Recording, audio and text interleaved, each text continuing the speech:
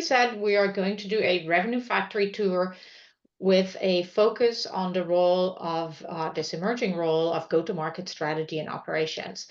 And we'll do that in a couple steps. So first, I'll do a quick recap for those of you who are not familiar with the concept of revenue factory or revenue architecture, and just recap what are we talking about here, so we're all on the same page. But that should go pretty quick. Then we'll do a quick introduction of my esteemed guests and hosts and tour guides of today. And we'll go and talk about some topics around go-to-market strategy and operations, including how to build an operating cadence and get alignment of the different go-to-market functions across your organization, as well as delving deeper into the role itself. Like, what is this role? What is required for success? And how can you set yourself up for success in your organizations? And as I said, we'll have plenty of time for questions and answers, both throughout the session and at the end as well. So without further ado, let's go into the quick recap. This is where on Netflix you could click skip recap. So maybe we'll do that in the replay. But revenue factory. At Winning by Design, we believe that the revenue organization must operate like a factory in order to be successful. What does it mean? First of all, think about what are your production lines? This could be mid-market, enterprise, maybe your European organization, maybe different products, operate differently. So split those motions out separately, and then optimize each of them for revenue growth and profit. So if this were a real factory, you could think about, throughput, cost and quality, right? You want to make sure the products come off the line as such. And with that, you could say that we're kind of in the industrial revolution of go-to-market, right? Many of the organizations that we work with are actually still in this craft manufacturing era where we have very skilled workers, and nothing against crafts person. In fact, I think there's a renaissance in many professions around craft. But when you think about revenue production, today we have very skilled individuals in sales and customer success and such, creating the best possible beautiful products that they can, but it's not necessarily standardized or repeatable. I think where we all want to end up is, maybe where Tesla is today, with, much more automated, much more predictable production of revenue.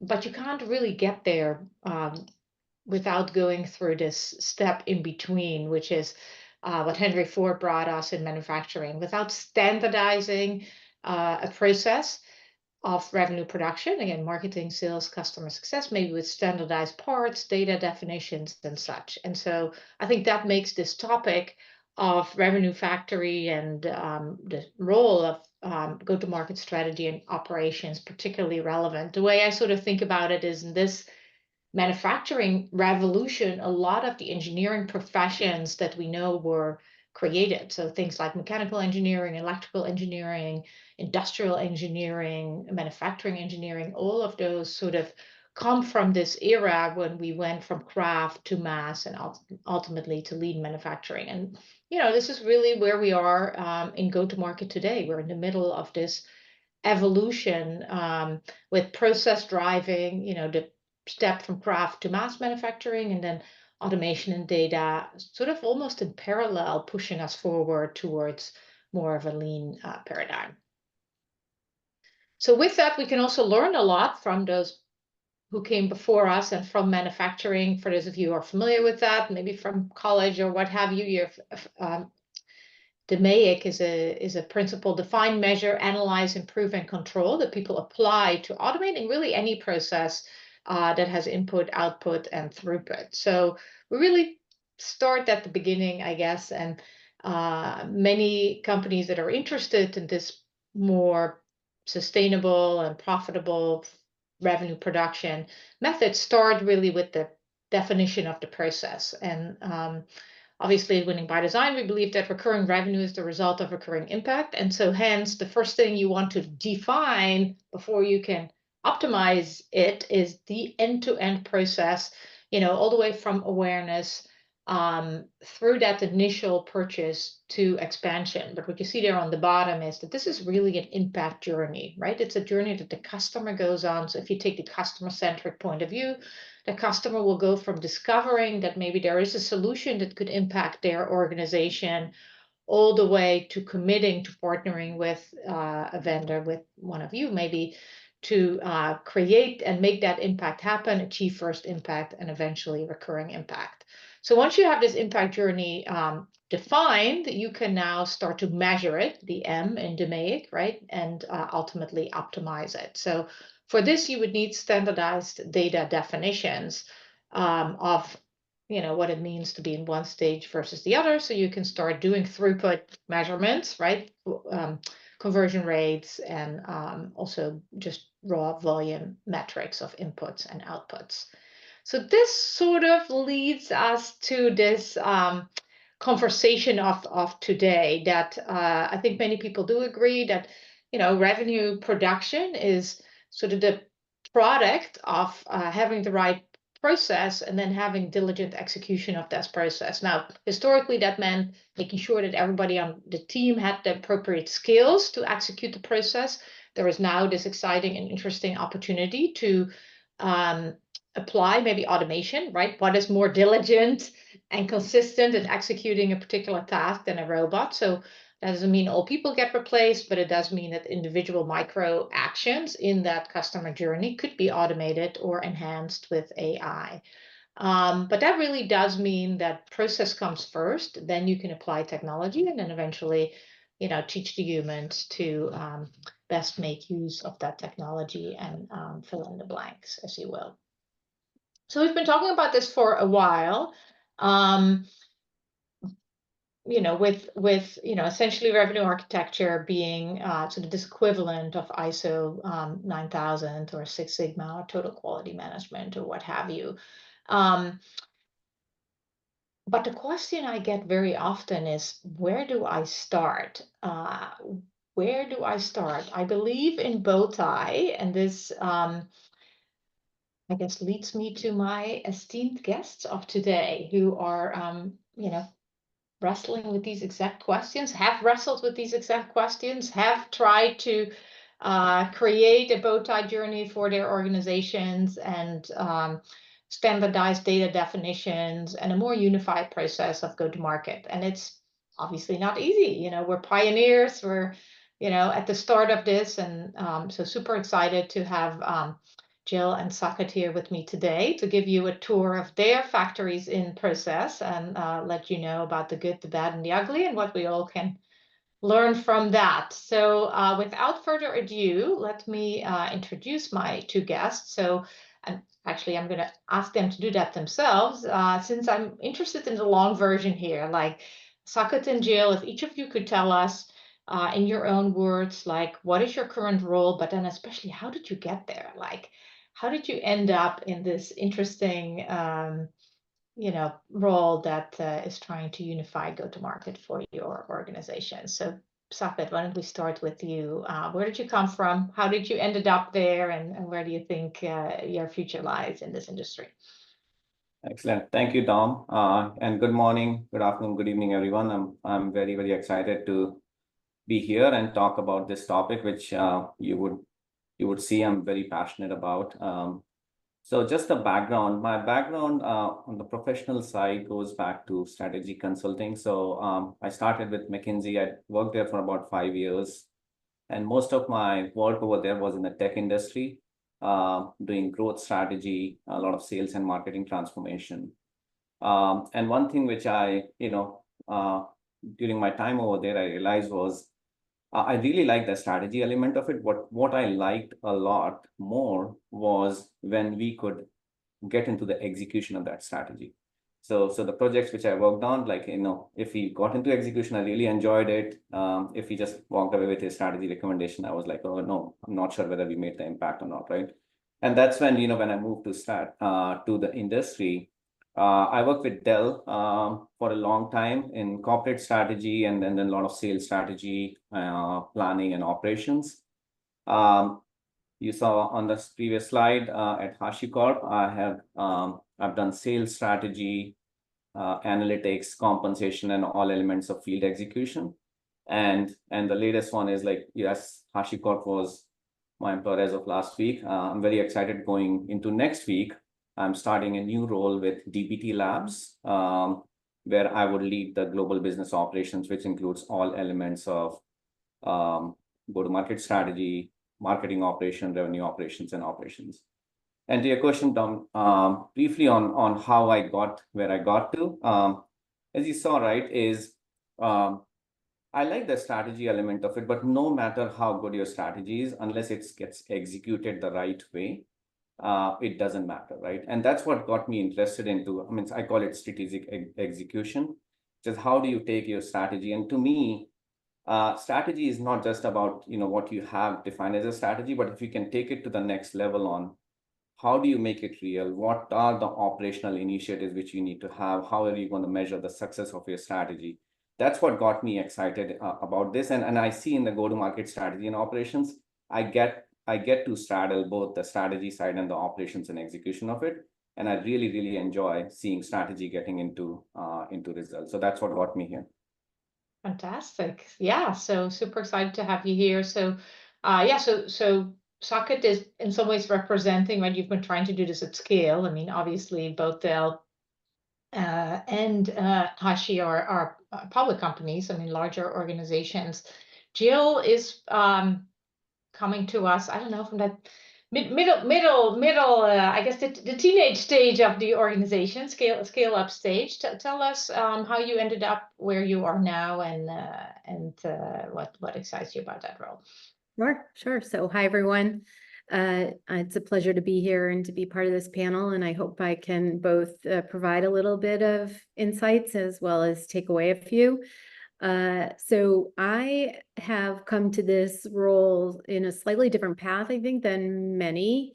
I've spent most of my career in enablement and training roles, mostly for software companies, IBM, Symantec, Lotus back in the day, Rapid7, Groove Networks. I also spent about a half dozen years at TriNet, which is a PEO organization, so service company, more than software. And in terms of operations, I've either been what I would call a sister group or sometimes under operations. I came over to Thought Industries about 2 years ago to drive the enablement ecosystem, really thinking about how we were going to support the entire bow tie. And when I joined the company, Winning by Designs had already come in and done all the legwork to prepare the Winning by Designs rollout and all of that which goes with it. Shortly after I joined, probably about four or 5 months, we merged the enablement and operations team underneath me. And now I see that, and I've always seen enablement and operations sort of two sides of the coin, one being sort of process systems and the other being the skills, knowledge, and discipline. So in terms of how that fits together in the revenue factory, I think it's really maybe not necessarily what other people are bringing to the table, but I think it's a good way to look at things. And I'm very, very lucky to have a very strong leader of the RevOps team who happens to be on this call. And I think my deep skills and background in enablement and his deep background in operations makes us a very good pair to lead this organization across some of our bow tie functions. Let's see. I've also taken on some other sales support responsibilities. So I kind of lean more heavily into the left side of the bow tie. But organizationally, we do support everything, all of the individual, if you would call them business units, across the bow tie, with the exception of finance.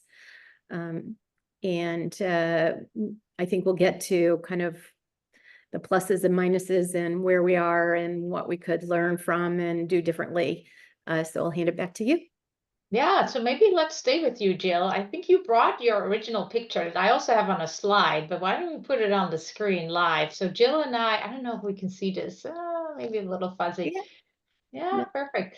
Yeah, so basically, I'll share it also on the screen so you can see it. So Jill and I were, we hosted a couple weeks ago a executive summit, I guess, on the topic of revenue architecture and building a revenue factory. And Jill happened to be sitting next to me, and she was drawing this picture that she just held up, and then asked a question that really resonated in that big group of 50 executives, which was, okay, I have an owner for each of these, but who of parts of the customer journey, but who owns the entire journey? But Jill, you want to maybe elaborate on that a little bit? Like what went through your head, and like why do you think that's such an important question? What does it matter actually? Because I see each of those boxes has an owner. So like, what's the problem?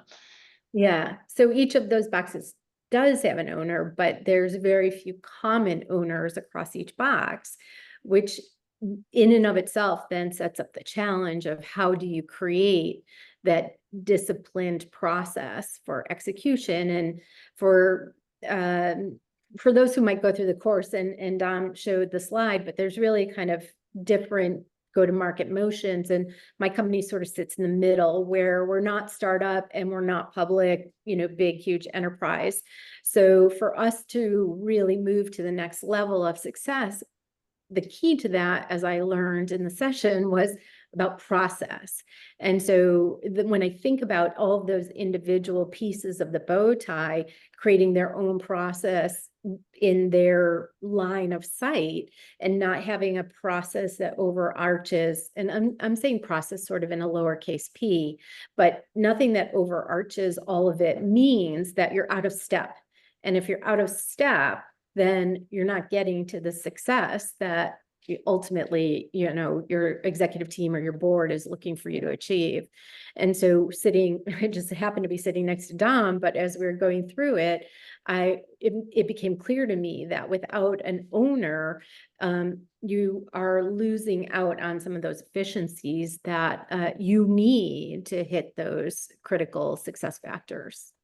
Yeah, and I think there was someone in the room also who shared a good example of, marketing doing a great job increasing the volume of leads, and sales doing a fantastic job, increasing their close rate, and high fives all around, only to realize that maybe this company had been targeting the wrong ICP customers, and sales had a little bit too much happy ears, and many of these customers ended up churning, right? So system overall performance was actually poor, with either low retention or low expansion, even though, some of those individual boxes who contributed to that problem actually on paper looked really good. So this idea of system thinking is very important. How have you experienced that, Saket? I mean, what is your perspective on the importance? Why care? Like, why do we care about this, like end-to-end, like revenue production process? Yeah, I think, to your point, Tom, right, is, if you have individual functions being successful and the end results are not coming, that just speaks to what's the breakage which is happening. And that's why if you look at all the elements of go-to-market, you have the go-to-market team, sales, marketing, everybody. I mean, they are there to deliver a set of numbers, set of results, right? But they do need a strong support in terms of building a scalable, predictable, and profitable go-to-market engine. And that has to span end-to-end, right? And if you think end-to-end from a go-to-market point of view, once you have a product which you want to sell, it starts really at marketing, right? Is how are you creating awareness? How are you creating demand? Then you have the sales, which is driving the business. And then you have, especially in a SaaS world, you have post-sales, which is where you're driving users and adoption. You want to make sure that the entire engine is working in sync versus individual silos. And all the elements of it are scalable, which is like, especially at the company of our size, HashiCorp and DBT Labs, and Jill, probably for your company as well, is you want to make sure that the processes and systems which you are putting in place, would scale. If you are at 50, 100 million, you want to make sure that they would scale when you get to $1 billion, $2 billion, and a lot of times what happens is we don't pay attention at $50, $100 million, and then you get to 500 million, and then you have to just come back and redo it, which is very painful, right? The other element of it is predictability. Means if you talk to any CEO, board, CFO, right, is everybody wants a predictable outcome. And I think this engine has to make sure that the process and systems are delivering a predictable result. And the last piece, which is more important than ever right now, is the profitable element of it, right? It means we were in a world where, everybody was growing at all cost, and the growth was masking the inefficiencies. But now nobody is rewarding, grow at all cost, and it has to be an efficient growth. And that's why we need to make sure that this end-to-end go-to-market strategy and operations functions is helping build that scalable, predictable, and profitable engine. Yes. Was there any particular point in time, Saket, either at Dell or at Hashi, that, like a critical event that led to like, oh shit, we really need to focus on this right now, like that elevated sort of that level of urgency around creating a consistent global revenue process? Yeah.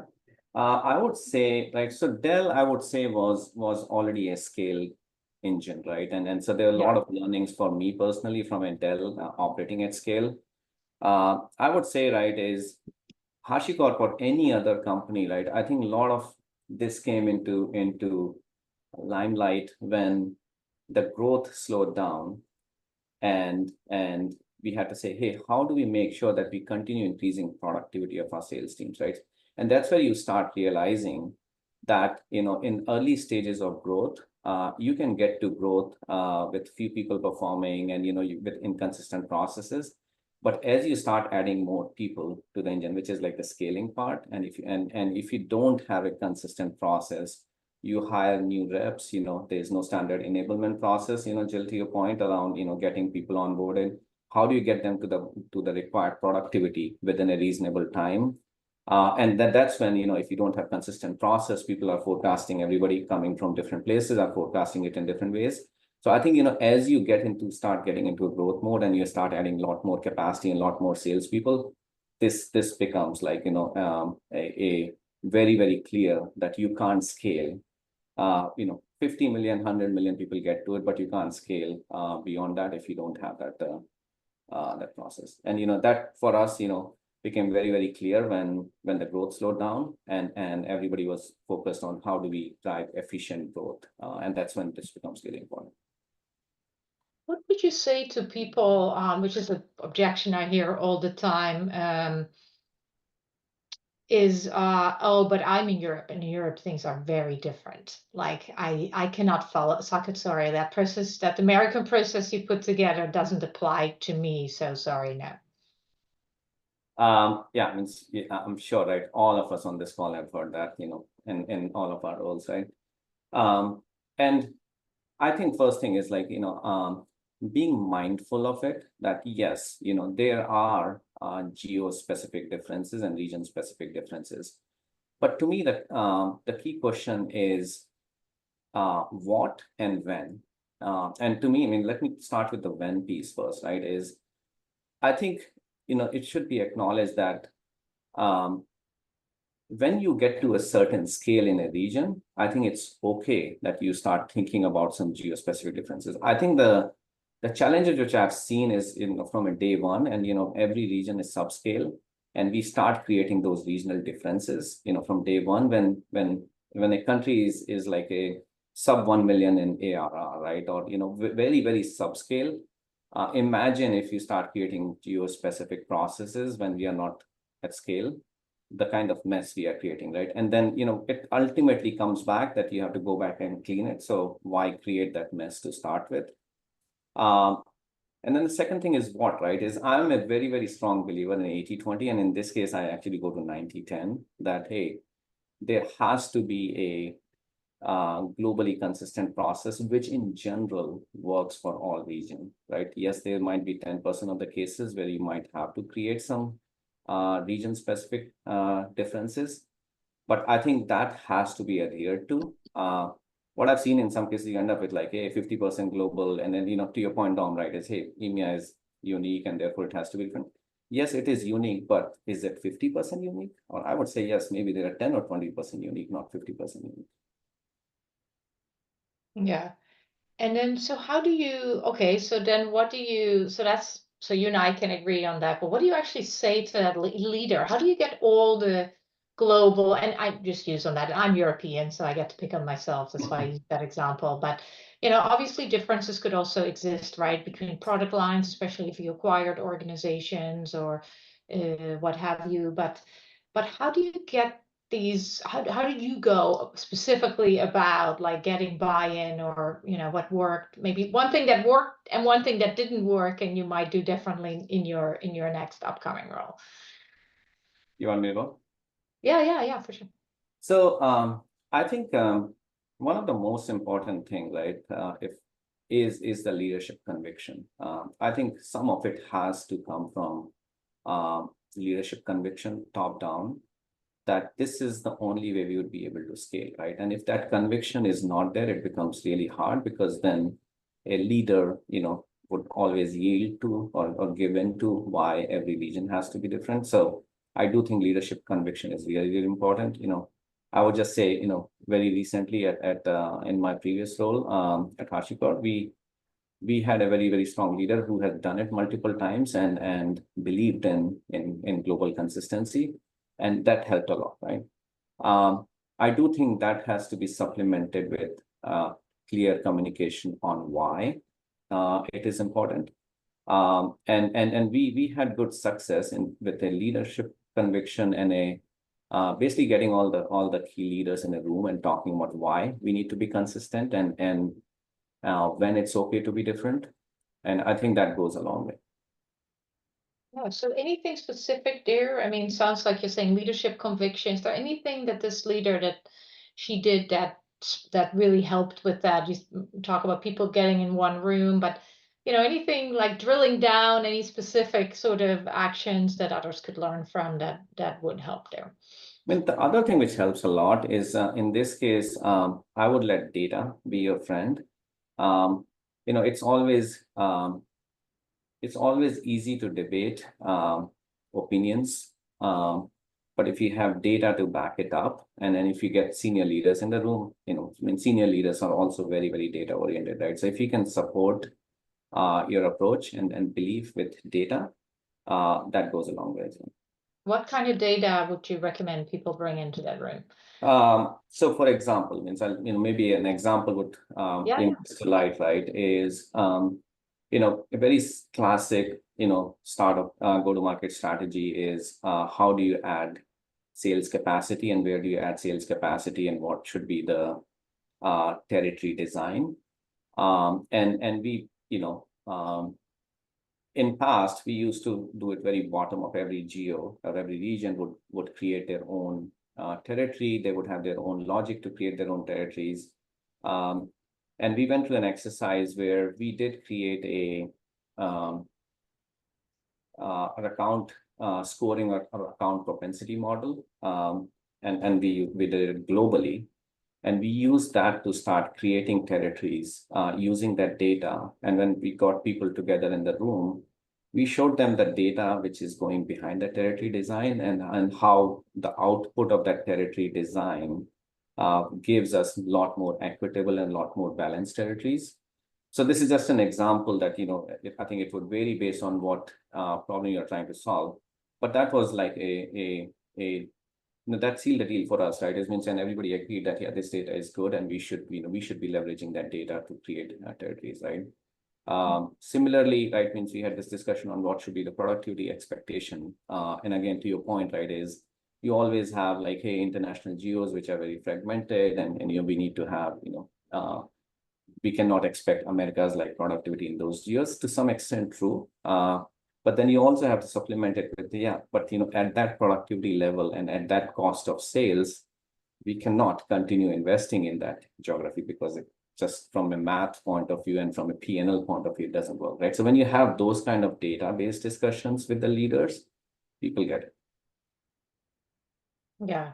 Jill, what about you? Like, how did you, or where are you in the process of getting alignment on the bow tie, I guess, journey and bow tie as a data model? Like, how do you get people to buy into a common language around go-to-market? Yeah, I think, let me just step back a little bit in my career to an earlier company. We weren't subscribed professionally to the bow tie, but conceptually, I think it applies across many other methodologies and just business thinking. And to give maybe an example for how we managed globally to get to consistency is a lot of it has to do with, making the time to invest in the relationship. So thinking about sales leaderships, for example, around the globe and bringing that team together under the head of sales or CRO, whoever it might be, and spending some time together in an open environment where you're talking about the differences and with the explicit objective of putting together a kind of the company way. And in there, you have the opportunity to negotiate on what are things that are essentially non-negotiable in the end, so that you do end up with that 80-20 or 90-10 rule for easier execution. And we've done that. I've done that in several companies. And I think that it is really about the a way you go about creating the company way versus if you push it down just dictatorially,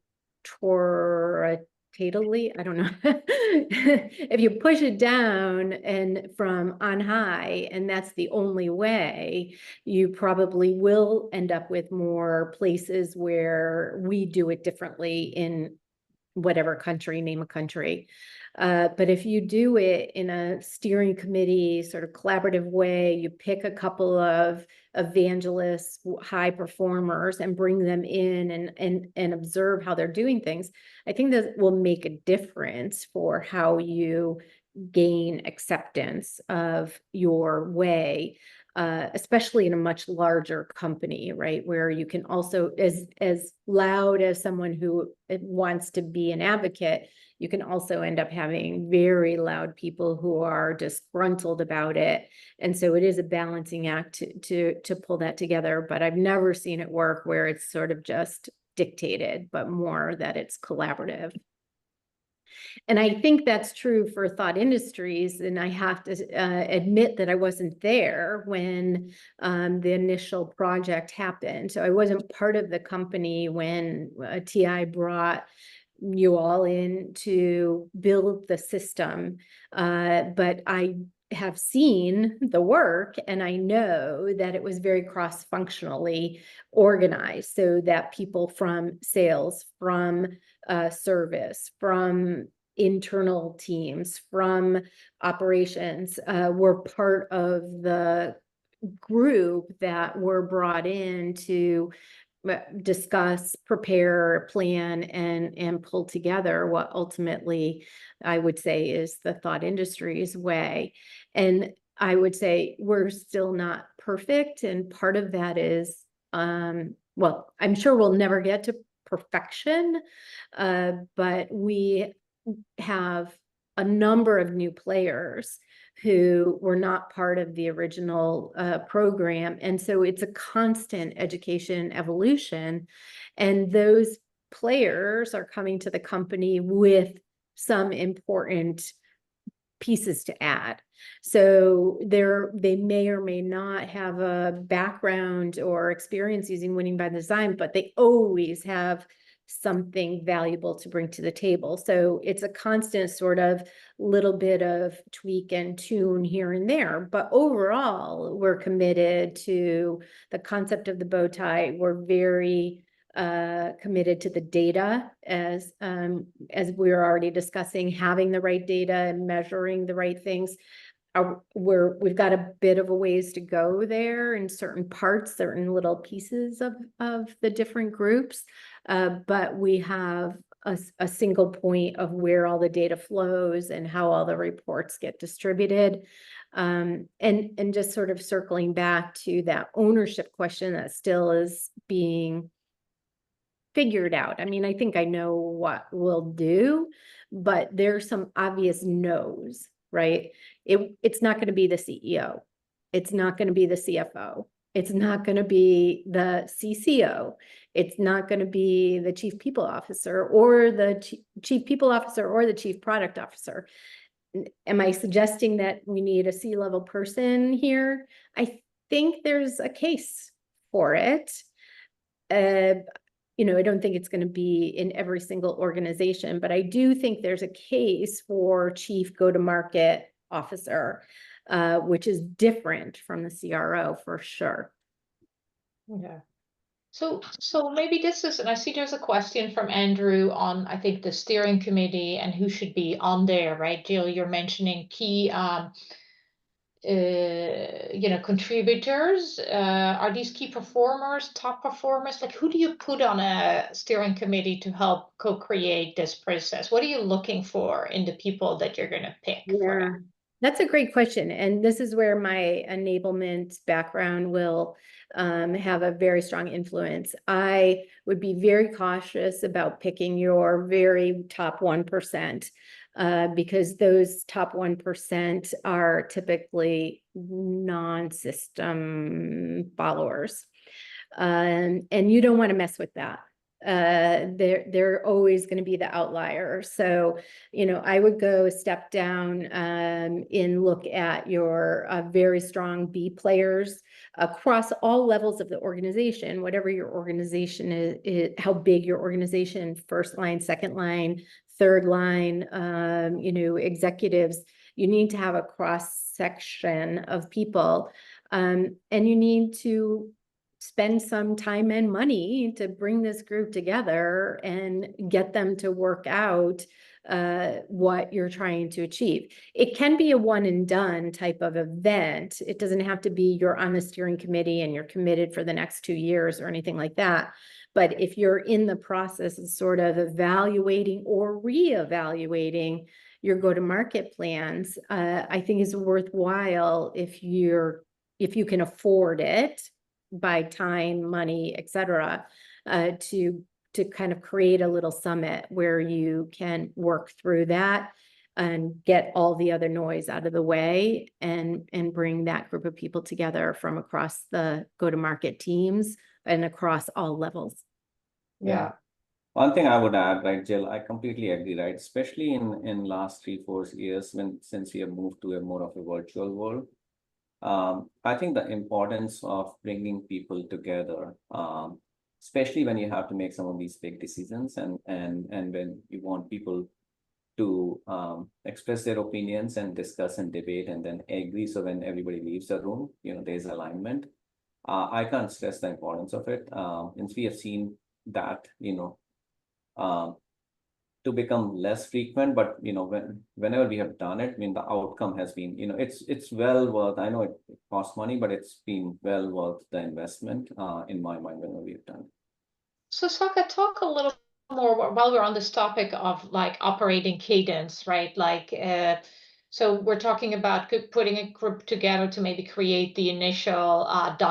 way, and I love that, Jill. I really believe we're in the post methodology era. It shouldn't be any like winning by design way or whatever. It should be the company, right, adopting what has worked for them and borrowing and stealing and using, right, different bits and pieces to create your own revenue factory in your own way. So I like that. But anyway, so now you've created that, right? And then you mentioned even yourself, you have new people coming into the organization as well. What is really the ongoing operating cadence that could work here, not just to create that initial process, but to continuously evaluate it and improve it, be it on the process side or the skill side, right, as you highlighted earlier. So I know, Saket, you all at Hashi had like a revenue council at some point. Like, talk to me a little bit about what you've learned there. Like, what has worked and what are you still trying to figure out, or what are you looking forward to trying next as far as operating cadence goes?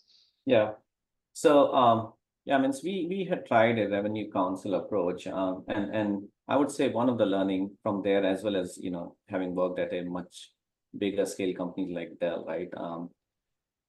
I think one thing which we have to be very cautious about is meeting proliferations, right? And people need to know exactly what's the objective of any council or any set of cadence which we put in place. because, you add one council and you add second council and third council, and then it just proliferates, right? So I think I would say, we need to be very mindful of it. What I've seen it work, though, is if you integrate into your operating cadence, and one of the examples of cadences, and again, every company has their own cadences, which I've seen work, and which I've also seen in a high growth world, is lot more focus in high growth companies on near-term results, and like I would say the meetings are a lot more forecasting oriented. Hey, how are we doing for this quarter? How are we doing for this week? But not enough focus on what are we doing about processes? What are we doing about, hey, we had set out these goals for this year. How are we tracking on that? And at what I'd learned at Dell, right, means that worked, at least for Dell, every company can, different things work, right? What we had done was, we had broken down our quarterly cadences into 3 months. And month one, which is typically the QBR in any company, right? I mean, that's the standard QBR process. We use that more as a how did the previous quarter go, and then move on to, hey, what worked, what didn't work, and therefore what are the set of things which we need to do better. When you go to month 3, I mean, that's when you're a lot more focused on closing the quarter, and there's probably a lot less mind share for longer term goals. Everybody's like, hey, how are we going to land the number, right? But month 2 was the critical one, which is where we talked about processes, which we talked about priorities and how are we tracking to that. And what had worked was going back to your initial setup, is agreeing to a very, very clear set of priorities and how we are going to measure the success on those priorities. So in month 2, we used to call it more like that operating cadence was a lot more focused on longer term goals, longer term, scalability initiatives. And we looked at the progress on those and what is working or not, right? I think that, to me, and we tried it at HashiCorp as well, right, is I think there has to be a specific cadence which is focused on those longer term operational goals, separate from how are we doing in the quarter or how are we going to land. Yeah. Now, there is another question in the chat that I had sort of anticipated and has been on my mind recently as well, which is, what is the reporting structure and does it even matter? So last year, and I should actually refresh that soon, but we did a larger sort of survey into this, and a high level what came from that is that very often this function of go-to-market strategy and operations reports to the CRO or to some sort of sales function. But, pretty close second, and I've lumped now everything back together, right? Some people are reporting to the CEO, to the COO, but even, and this is sort of emerging, I think is more prevalent, is something that's part of the finance function, financial planning and analysis and such. Quick before we go back to that too, is that the sizes of these teams are also growing significantly. In that same survey we found, and I sort of compared this right to Moneyball, like Paul de Podesta, the real name of this character Jonah Hill plays in the movie, was arguably in 1999 maybe the first true dedicated baseball analyst. You fast forward to today. Interestingly, actually, those team sizes on the screen are not for baseball. Those are actual companies investing in, revenue operations, revenue analytics. But that's also about the team size that an average baseball team has today in analytics, right? So it went very quickly from nothing to sizable teams, and I think we're seeing the same happening in go-to-market. With these teams having pretty broad responsibilities over strategy, analytics reporting, compensation, organizational design. We've been talking a lot about process, but process clearly isn't the only thing, right, that encompasses go-to-market strategy. Enablement and training, like Jill mentions, often being unified now, so you indeed have both process and skills under one roof. And then this topic we were just talking about, right, the alignment and the explicit responsibility for the cross-functional alignment, not necessarily having those go-to-market functions reporting to obviously go-to-market strategy, but having them be coordinated by and key initiatives be coordinated by. But yeah, I just want to get back to your all's experiences, Jill and Saket, if you have any opinions or, real world, I guess, experiences, does it matter? How would you answer that question from the chat? Like, what is important about reporting structure, either as part of what function or maybe at what level, should this function sit? Is this a peer to the CRO? Is this under the CRO? And does it matter? I can, yeah, I can jump in from my experience, and I answered Jonathan in this text as well. I don't think it's a CRO, and it's certainly not CSO. If we still have CSOs out there, I don't know. But if you think about the bow tie really being that end-to-end process, the CRO often doesn't have the right-hand side of the bow tie, maybe renewals and account management, but probably not any services, customer success, support, training, things like that. So in order to really have a holistic vantage point, I do think it would be a peer to the CSO, and ideally report to the CEO. I think the size of the company plays a role here as well, and in a multi-billion-dollar company, it could be under chief operations, maybe. I think that's probably a likely fit. Smaller companies, you probably have a little bit more flexibility for where it sits. I don't officially have this role, but I would say I'm the most likely in my organization to take this role as we continue to describe it. And I do report to the CEO. What about you, Saket? What's been your experience there? What's important? Yeah, so I think, just adding to what Jill said, right, is if you look at the end-to-end go-to-market engine, right, I mean, there's a marketing element to it.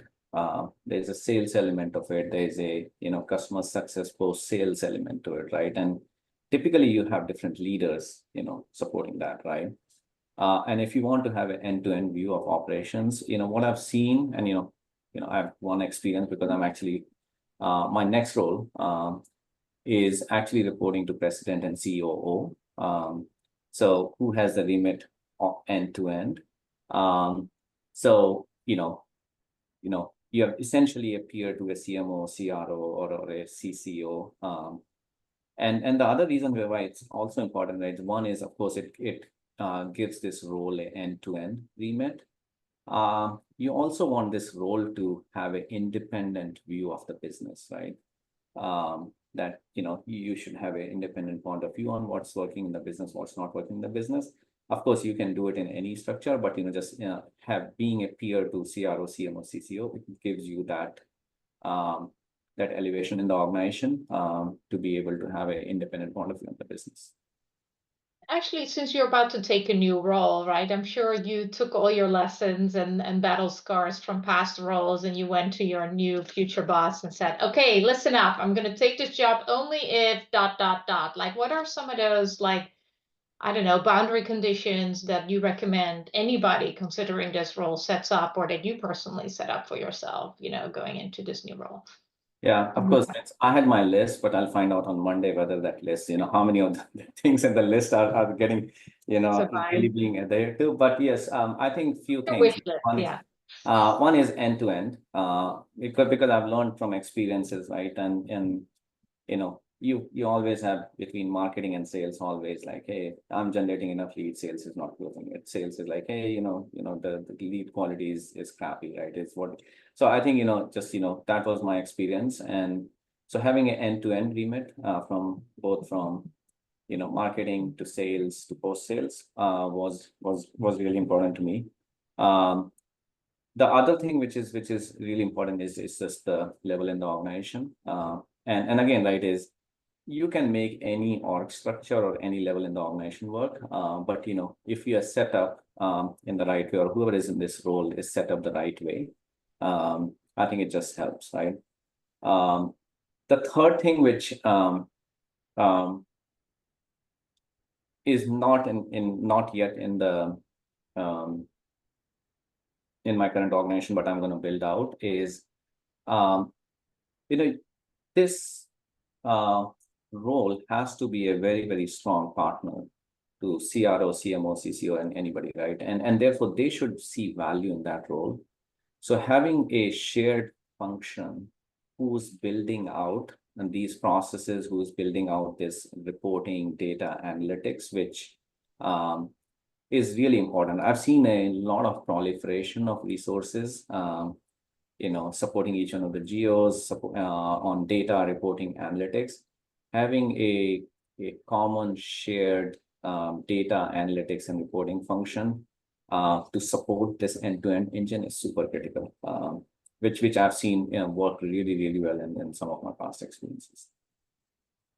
Perfect. Wow, time flies. I know. I thought we would have like eons of time to like endlessly, but the audience has been good and chiming in. Any other?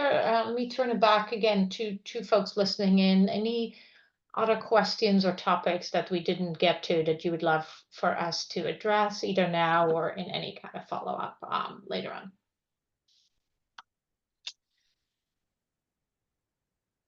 If you were to do it again, what would you change? Okay, well, that would be a good, maybe we'll end on that. What's the one nugget, like, Jill, let's start with you. Like, what would you do differently in your next role?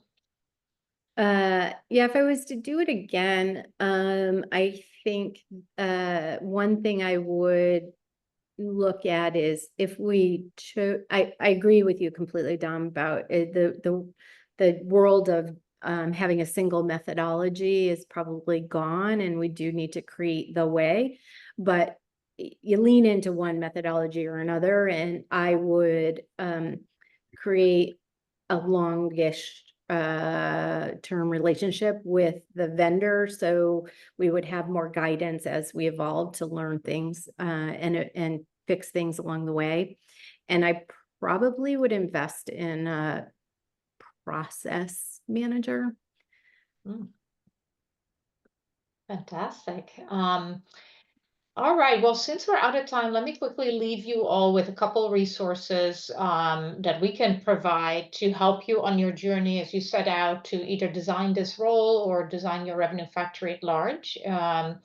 There's a lot of new resources around revenue architecture, including the executive workshop or executive education program that Jill was part of that runs every month online. You can find information on our website. We also have a very low 2-hour self-service on-demand primer to revenue architecture that you could access from our website, and we'll get you this information. We also host go-to-market alignment workshops. So if you want us to sort of get the different go-to-market leaders maybe to think differently about go-to-market as a cross-functional closed-loop process, we do that as an interactive experience that we host either in person or online. And then, we do strongly, we're hosting this workshop because we believe that everybody should build an in-house strong revenue architecture, go-to-market strategy capability. And then we're just there to support that. So we also have a new offering that makes all of our templates and lessons learned available through a library and through an advisory service where you can have unlimited access to winning by design experts. So those are some places, how we can help you all on your journey. So with that, just want to thank again Jill and Saket for their time. If you do have other questions, feel free to reach out to us, and happy to pass it on to Jill and Saket as well. And yeah, let's go build this movement together and get all the hard work we all put in to go to market to pay off in a coordinated fashion. Thank you, everyone. Nice Thank you. Thank you, everybody. Have a good day. Bye.